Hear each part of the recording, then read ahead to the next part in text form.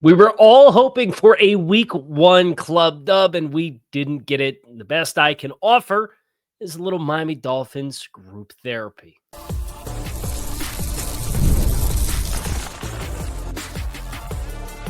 You are Locked On Dolphins, your daily Miami Dolphins podcast, part of the Locked On Podcast Network, your team every day.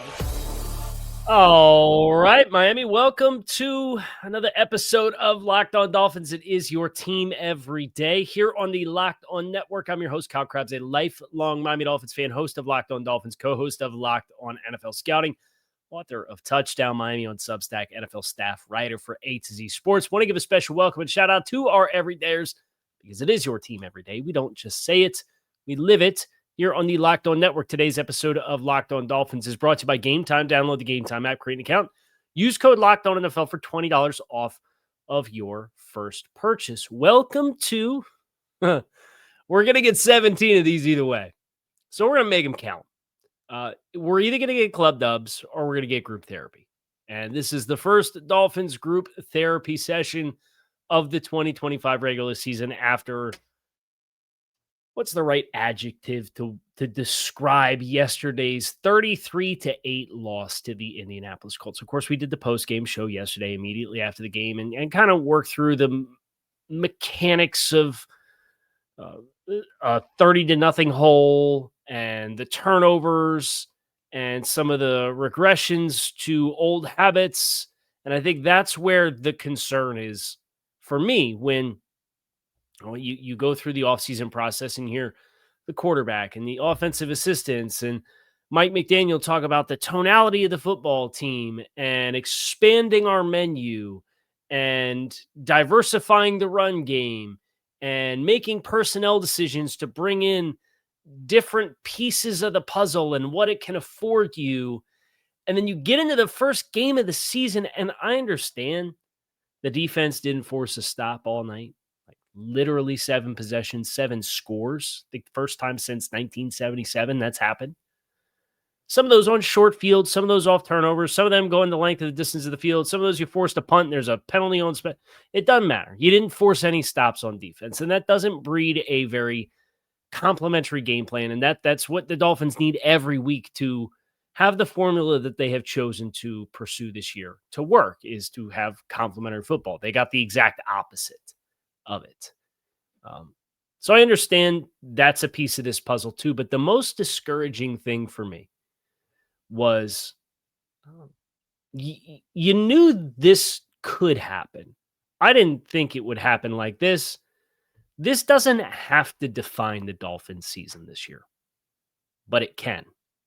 And I think that's a very important juncture that we have to recognize that this football team is at, because all of the anarchy, all of the worst case scenarios, the lower bands of outcome possibilities for this football team this year, they all start with a start like this. And that's where you get a little unnerved to see, hey, we talked all the right things, and then we go in and we play the Colts, and the play calls are coming in late, and we have to get rid of motions, and we're mismanaging challenge opportunities, and we're taking timeouts on 2-point conversions, down 4 scores in the fourth quarter, and guys can't get lined up right, and all the same stuff. Hey, by the way, the right side of the offensive line went down. We'll talk about injury roundup here on the show as well.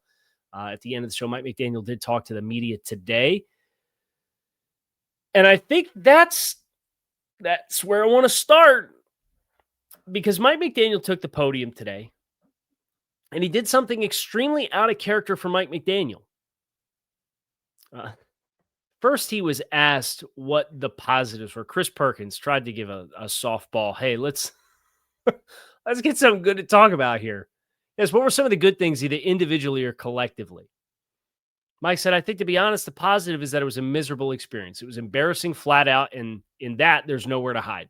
I was really looking forward to seeing some of the stuff we've really worked on diligently, and I didn't see any of it, and that's a problem. It was tough to get punched in the mouth like that because it was not a result of lack of intent. There was a lot of guys out there trying to make plays.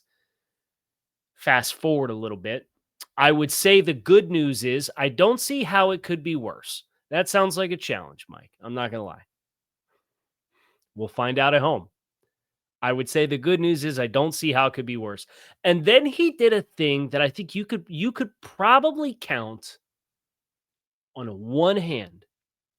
3 years plus a game of Mike McDaniel as the head coach of this football team. I cannot think of very many instances in which Mike McDaniel, unprompted, calls a player out at the podium. And he was tactful in the way that he did it. He said, I don't make a habit of putting family business out at the podium, and then proceeds to put family business out at the podium. I think, example's sake, there's one play that ultimately led to being an explosive that the utmost dependable player, Zach Sealer, in an attempt to get a sack at the final stages of the pass rush, kind of voids his pass rush lane. Well-intentioned, trying to make a play, but the dropping of rush lanes allows for an explosive that you have to learn with new teammates, play with them, to lean on them, and trust them. This coming on the heels of Mike in the postgame talking a lot about what he felt that the team was not ready to play. And he talked about the players and their process. And the only instance of anything that was, I didn't do good enough, was Mike at the very beginning of the post-game presser said effectively that, I did my best to get these guys ready to play. It wasn't good enough. And then there was a lot of focus on attention to detail and intent, and guys not executing, and guys not trusting each other, and guys not communicating, and guys not. And it's one of the things where there's been a lot of conversation around accountability with the Miami Dolphins this offseason. But all of that accountability has been about the players and the players to each other and being a player-led locker room. If you start horrible and your coach, who never airs stuff out at the podium, starts naming players by name, how do the players react to that? I can't imagine Zach Sealer would take great exception to this because he's well compensated. He's an outstanding leader. He's an outstanding player. He's a locker room guy. But did the other players notice? Because that's the kind of thing that you're worried about. If the players end up being really tightly knit and the team continues to not perform, all the buy-in that you heard that is there and everybody believes and everybody's bought in, and the coach keeps saying, yeah, guys, you guys aren't preparing the right way. You guys aren't focused the right way. You guys aren't executing. I know for a fact what my belief of one of the weaknesses of Mike McDaniel as a head coach is, and you saw it again yesterday. He'd rather play a guy in Tanner Conner, 28 snaps for Tanner Conner yesterday. Missed catches in the end zone, missed blocks at the point of attack, no movement at the point of attack, because he knows the assignments of what Mike wants to do, right? We want to have all these layers. It goes back to early 2024 offense. And the offense only works when it's got the conductor and Tua Tagovailoa at it. Well, you had the conductor, but you still had all the same issues with the same guys. It wasn't even like it was new guys. It's Tyreek Hill being on the wrong side, and then Tua's got to be the air traffic controller and jump him around the other side, and he's got to say, no, never mind, just go over here. We're just going to snap the ball. We don't have time. And while that's happening, Patrick Paul's confirming with Tanner Conner, hey, that's DeForest Buckner, Tanner. You're going to block him from a 2-point stance, right? Former college wide receiver. And Tanner's like, yeah, I got it. Takes his false step, gives up his inside. Devon Achan's got to step up in pass protection, and he's got to try to pick up DeForest Buckner coming through the B gap, and it blows up the play. But maybe if Tyreek's lined up with more than 2 seconds left on the play clock, maybe Tua can look at the front and say, I don't like that. We're not going to run this protection. Let's flipper it, or let's remike it, or let's do whatever. But you can't do that when you got to get everybody where they need to be. And that's the downside to Mike. And at some point, whether it's with Snoop Huntley, who's been here for 2 weeks, and you're playing the Tennessee Titans on Monday Night Football, or it's week 1 with 6 months of prep with Tua Tagovailoa at quarterback, There's too much happening. You got better players. You got more diverse skill sets. Just line up and play. The first play from scrimmage was a 9-yard gain on a zone lead with the fullback. How long do you think it took for them to call another zone lead in the football game? How long? I think it was the third quarter. And I understand the score's getting away from you and you only get a handful of runs and you only got 48 plays. But you don't have to run for 9 yards and then pass it. Just like you don't have to run for 6 yards and say, hey, 2nd and 4 near midfield. Let's call up a 2-man shot play and ask Tanner Connor and Devon Achane to block the Forrest Buckner. But that's what you did. And that's how you get a strip sack. And that's how you set the defense up on a short field. And that's how you're down 2 scores before you blink. So I'm noticing it's very out of character for Mike McDaniel to say that about Zach Sealer. And like I said, this doesn't have to define the Dolphins season, but it could. More next. Stick with us. Today's episode of Locked On Dolphins is brought to you by Prize Picks, the daily fantasy app where making the right call can actually pay off. You and I make decisions every day, but on Prize Picks, being right means cashing in. With football back, Prize Picks is the simplest and fastest way to get in on the action. Pick more or less on 2 to 6 player projections, and you can take your takes into real prizes all in less than 60 seconds. It's quick, it's easy. It's my favorite way to football. Max discounts this week include this week upcoming Travis Kelce, more or less than 1/2 of 1 receiving yard. Download the Prize Picks app today. Use code LOCKEDONNFL, get $50 in lineups after you play your first $5 lineup. That's code LOCKEDONNFL for $50 in lineups after your first $5 play. Prize Picks, it's good to be right. Locked On Dolphins fans, are you still paying full price for gas? Stop leaving money behind. Get real cash every time you fill up with the free Upside app. Simply download the free Upside app in the App Store or Google Play right now and start earning cash at the pump today. Use my limited time promo code TOUCHDOWN to get an extra 25 cents back per gallon on your first fill up. You can make up to $300 a year just by buying the gas you already need.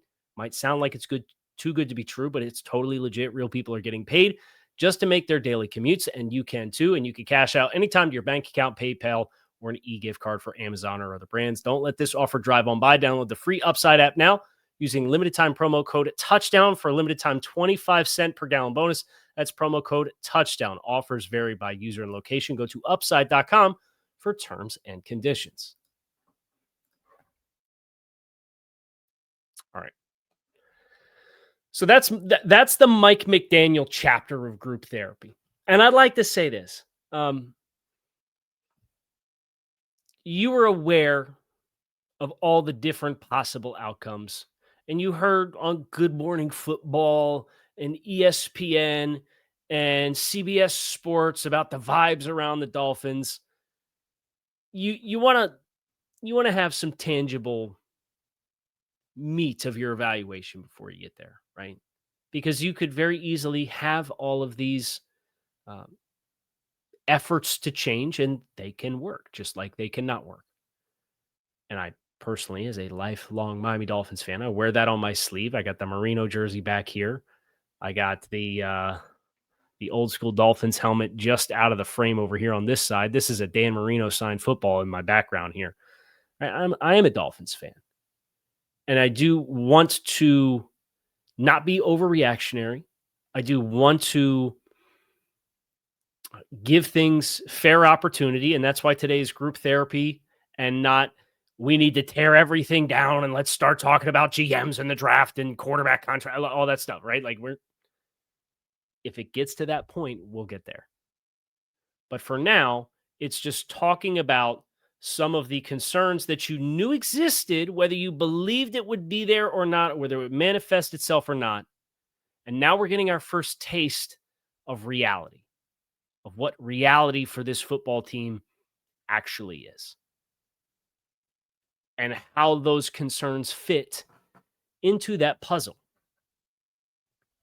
Which brings us to Tua Tagovailoa, who had a lot of love for Xavien Howard before the game on Sunday. And we heard from Xavien Howard today after the game. And Xavien Howard has joined a not so exclusive club, but a club nonetheless, of NFL defenders who have gone publicly on the record and dumped on Tua Tagovailoa. Here's what Xavien Howard had to say to the Colts media 2:00 this afternoon on Monday, September 8th, after a 33-8 win over the Dolphins. We knew he gets the ball out pretty quick. And once you take away his first read, I feel like it's panic mode after that, and it showed yesterday. This carries a little bit more weight coming from Xavien Howard because Howard, of course, was, as Tua described him, one of the OGs when Tua got drafted by Miami in 2020. He'd been here from 2016 as a second-round draft choice. He's one of the most productive defensive players in this century of the Dolphins as far as after the turn of the millennium in 2000. It's Zach.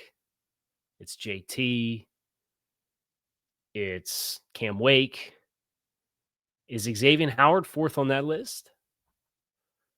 Is it Rashad Jones and then Xavien Howard?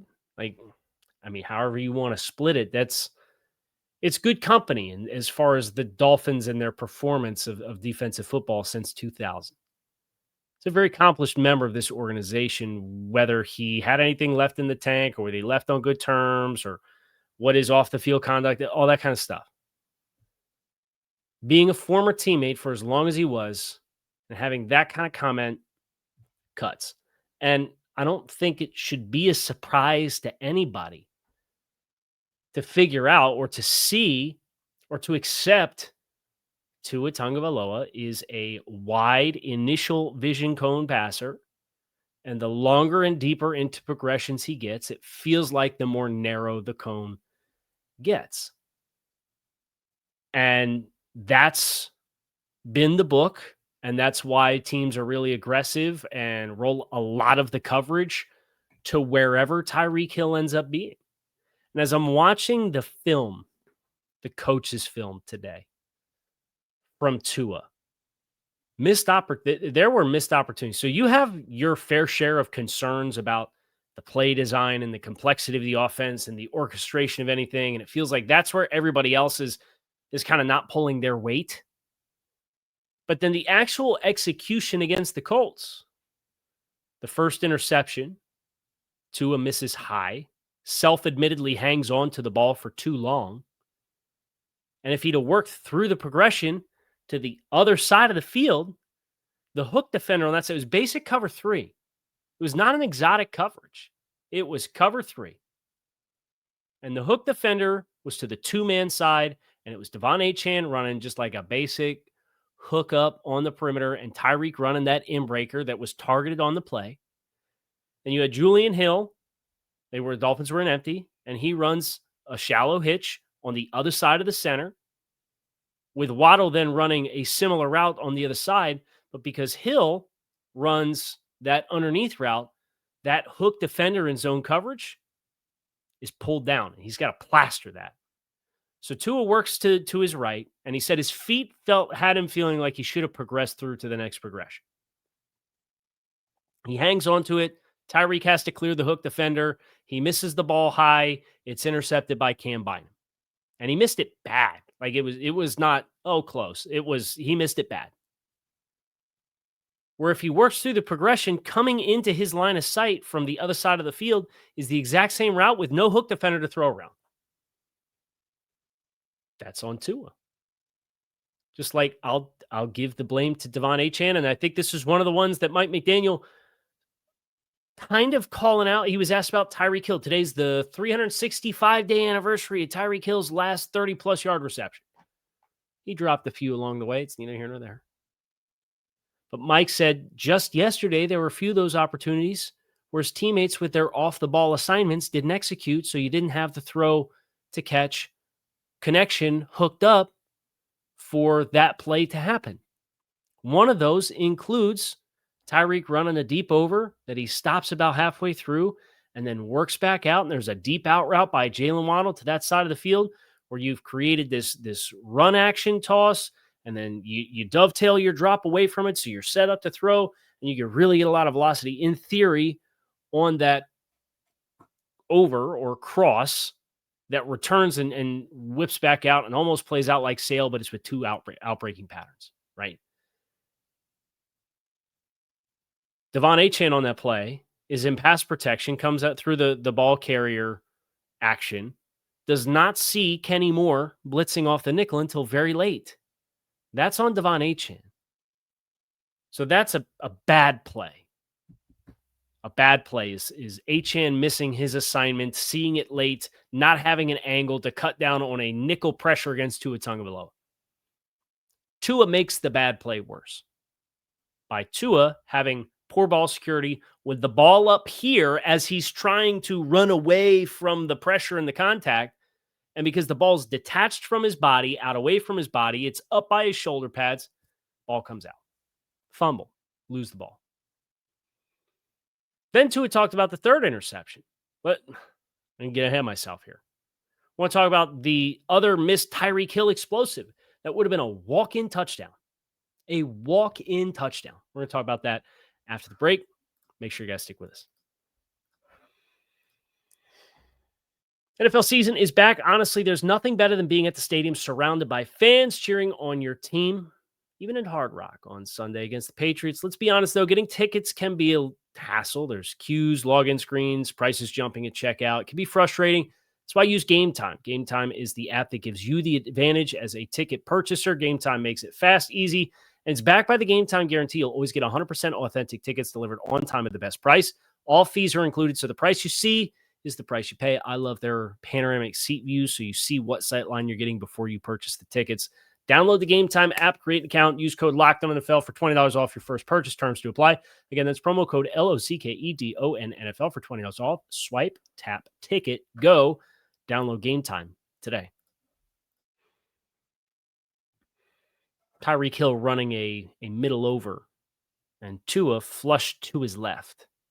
And it was the Tyreek Hill toe tap along the sideline that was a catch that Mike didn't challenge, which is just the latest. I mean, Mike's thrown away way worse challenges than that. And if your argument's, well, the timeout, they burned the timeout in the same possession on the 2-point conversion because they couldn't get that lined up right just to run the same play without the shift and get it anyway.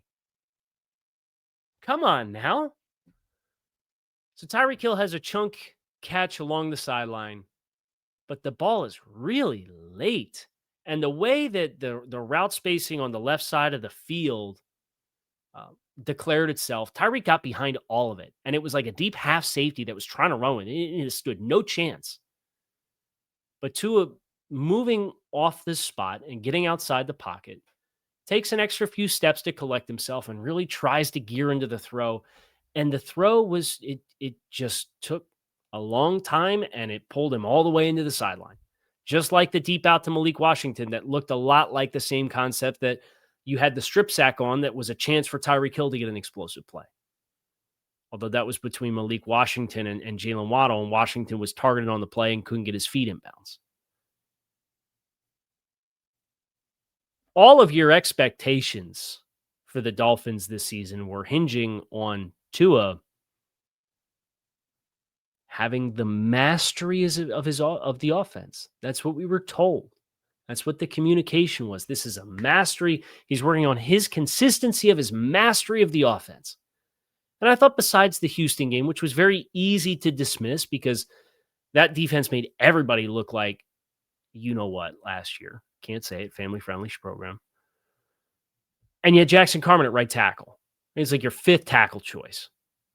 I understand. You can play poor in that situation. It was still a one-score game. You still hung in there. You had a chance to make some plays at the end of the game. You didn't make them. Tyreek Hill didn't help you out on the interception with Derek Stingley. You didn't play well. But there was a period of time where a lot of that football was good football up through the San Francisco game. I thought the San Francisco game was a good game for Tua. This was not mastery of the offense. This was, and we talk about player regression. This was regress. This was player regression, not progression. And if there's going to be regression with Tua Tagovailoa, this will get real dicey because all those other issues and concerns and questions and compounding variables that Mike McDaniel referred to as far as why Tyreek Hill didn't have any 30-yard conversion or receptions was talked about a lot of compounding variables. There's a lot of compounding variables that are limitations, and the scheme being tailored to Tua was meant to accentuate all of Tua's strengths and help cover what you perceive to be the weaknesses. If you're not going to have the strengths operating as the strengths and the weaknesses are now no longer going to be compensated for as much, you have a really combustible situation on your hands, and it's untenable. It's unsustainable, and it's going to be bad news for everybody if this is how it goes. And this is, this is where the group of the fan base that's been down on Tua will point to this and say, see, I said this, or see, I said that. And there's an inevitability to player regression. It's just, when does it happen? I mean, Tua theoretically should be physically in the prime of his career, but he's never had a lot of RPMs on the ball. And now the confidence of operating the offense was not there against the Colts. It has to be back. And if it's not, and if it continues to not throughout the course of this season's going to get nasty. It will. And if it does, we'll then have the conversations around probably everything, because that would necessitate sweeping changes. If Tua's contract and play goes this south and this sour this fast after signing, where last year was marred by injuries, and then this year, if this is what the caliber of play is going to look like, and then he's getting testy in the post game, talking about questions about his number of games that he's had with X number of turnovers, because Omar Kelly asked that question. It was a legitimate question, right? And that, like, Ryan Fitzpatrick's talked about that, and Ryan Fitzpatrick, of course, had the mantle before Tua. And he talked about, sometimes that's just, when a game snowballs on you, or you game script unfolds a certain way, like, it does me no good to protect my interception sheet. I'm going to try and make some plays. That's what you would have had to say. I digress. If that regression is now sustained, you're talking the general manager who gave the contract. You're talking the head coach that advocated to the owner to get the contract done. And you're talking about the player who got the contract after this season, because there's pathways in which the dead cap charge for that is lesser than what Russell Wilson's contract dead cap charges were when the Broncos moved on after 2 years there. So we've kind of reached, like, in your catastrophic outcomes, that should be considered on the table. I would still prefer that it's not, because I think it's, you want to, as a fan of the team, I want to root for the people that are here to get it right and get it fixed and figure it out and answer those questions and grow. And that's where I go back to what the conversation pieces has been all summer about this year with this roster is about what? It's about player development and coaching. You didn't get either one in week one, and that's a flag. As far as injuries, Mike McDaniel, James Daniels avoided season-ending injuries, but it will be weeks. He's already been ruled out for week 2 against the Patriots. And then I would assume week 3 on a short week on Thursday. You could probably assume you won't see James Daniels then either. So that's Keon Smith, who Mike McDaniel said he thought did well stepping in, things to improve, but thought he did well. I would like to know if the well is in the room with us. Right tackle, Austin Jackson. Toe injury suffered on the Achane play late in the game. That does not sound promising. They're looking for more opinions on that one. Nothing definitive, but that the feedback on that one did not sound good. And as valuable as Austin Jackson has been, you're now at the point where you'd be going into what would be the last year of a contract. Next year, I understand they've restructured that contract. There's some prorated money there. Your cap savings potentially be negligible. If this ends up being a thing, That's another one of those conversations you're going to have regardless of what the football operation looks like. Because I hope this is not a big thing, but it did not sound promising listening to Mike talk about it today on Monday. Benito Jones, don't believe Mike ruled him out. Kind of touch and go with Benito Jones. But the right side of the offensive line, already 2 stars. Weeks, probably. At least weeks for James Daniels. Definitive, not definitive, but not encouraging for Austin Jackson. So, other than that, how was the play, Miss Lincoln? That's going to do it for us here today on the show. Kyle Krabs, keep it locked in right here, Locked On Dolphins. It is your team every day. I hope you guys enjoyed a little Miami Dolphins group therapy session here on Monday, September 8th. We'll be back again tomorrow, getting into some of the problems and solutions before we start to turn the page, get ready for the New England Patriots in week 2.